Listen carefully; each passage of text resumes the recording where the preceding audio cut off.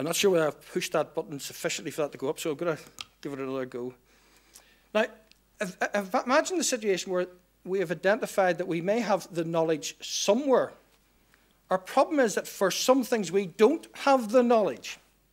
How do you go about solving those problems?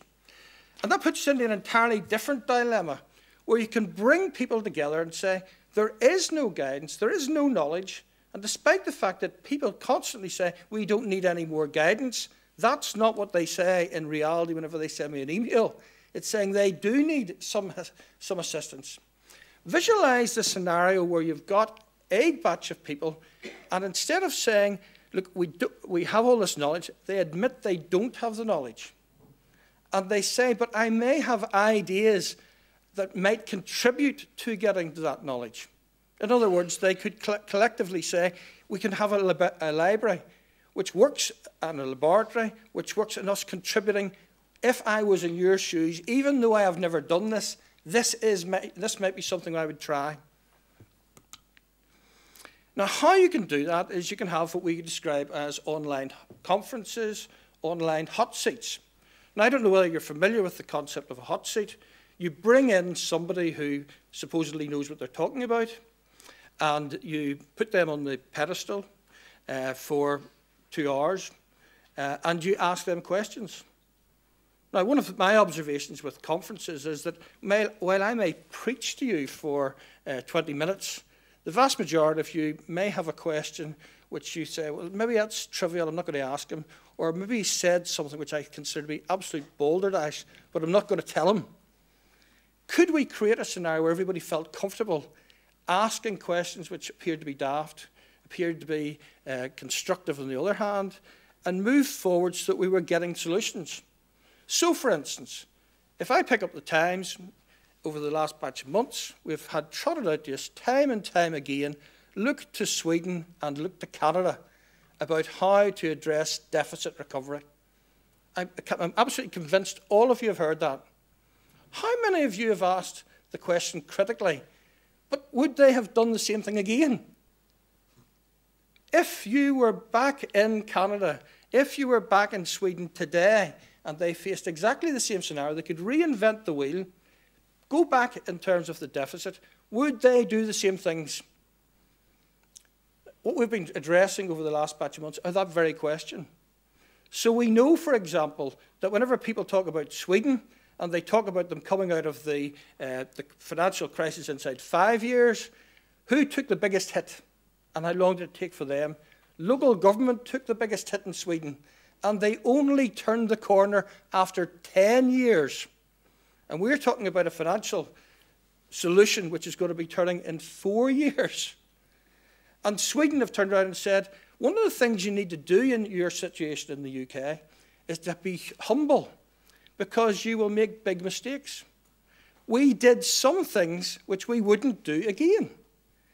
Now, what I see in real life is that the mistakes which have been made in Sweden are now being made in reality in the UK, because we can't learn the lessons.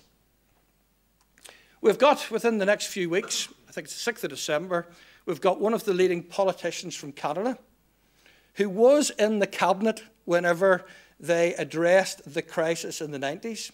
He was a Solicitor General. He then subsequently felt so strongly about it, he lost his seat. He was a councillor in Montreal. He knows where the bodies are buried in the Canadian story, but he also knows what they did well and what we should learn from. Now, how could you have the situation where you could ask that person your individual question, especially since he's in a different time zone? Well, you can do that. Visualize then that you take these problem-solving scenarios. In other words, we don't have an answer, but we can bring together people to create an answer. And then we can move that document into a place where it becomes a live wiki document. And that can happen by having a discussion on the problem, having a collection of people criticize the problem, write up the problem and the solutions, move it into a wiki document, which is an online document which you co-produce. It's quality assured by the community, and then you move it to the library. You've harnessed the knowledge which is in the sector. But we're not limiting this to the local government community. At the present time, it's participants from third sector, it's participants from the private sector, and it's participants right across the world.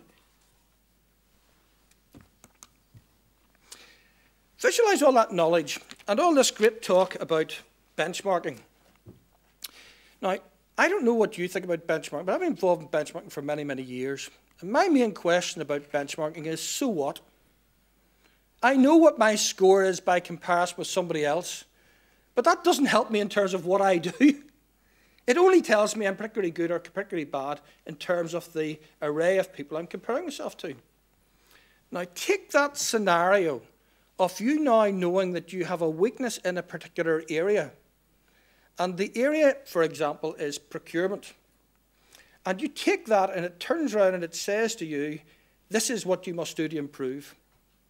So visualize all that knowledge which has been created in the library, in the online conferences, in the blogs, and it's all catalogued in terms of the themes which people may struggle with.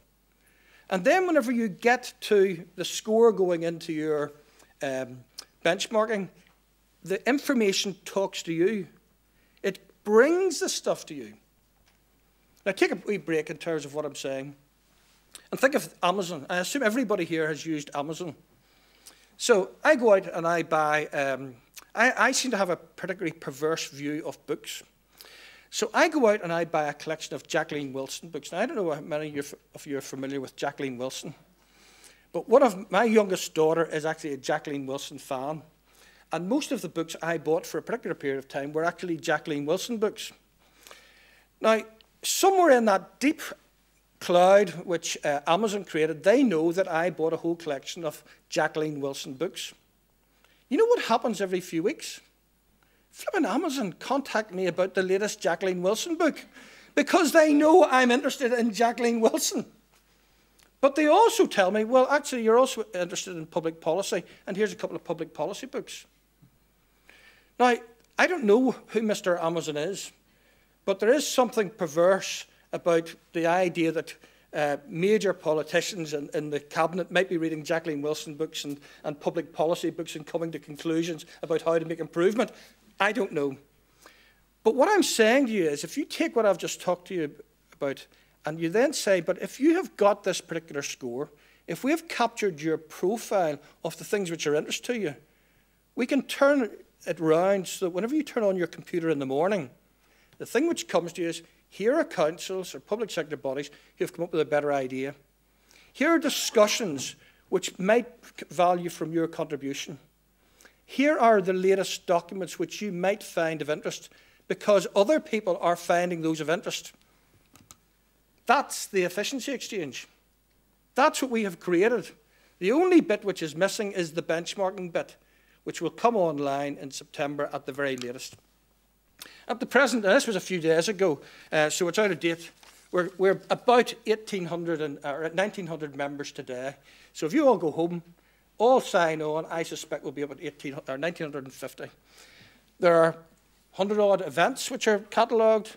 You can see 141 library items. You can see wiki articles 10. This bit here is particularly interesting because I don't know whether you're familiar with this, but this is referred to as a cloud. And each one of those words has been tagged in these documents.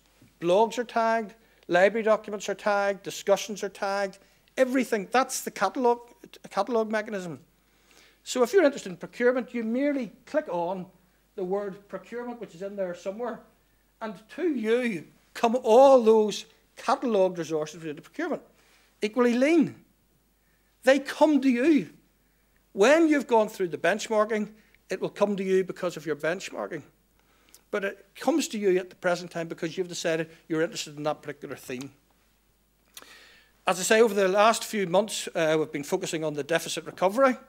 Next week, well, the 6th of December, we have the Canadian story. We've had the Australian story, which was this week. Interesting, Australia, what have they said? They said, get yourself ready for the recovery. Because the big thing which you have got a responsibility for in local government is whenever we start to turn the corner, you're going to have to put on stream quite quickly construction projects, IT projects, to get the work back into the community. And he says, get yourself ready for that. He's talked about many other things. Up here we've got two Dutch people who again give us darn good lessons. These are people who have been there and done it. And over in the corner we've got the Swedish economist who happened to be there whenever Sweden addressed the recession, and now he's in local government. This is what it looks like in terms of one of these flyers we put out. That's talking about equalities which are being discussed in the context of the cuts. Who's making that discussion? Well, you could be part of it. It's free. It's there at the present time. All you have to do is do a Google search on efficiency exchange, and I suspect you'll find it, but if not, go to our website. You will benefit from being a part of it, and others will benefit from your view. Your name needs to be there. Can you afford to take the risk of not being a part of something which is there to help you? Thanks for your time.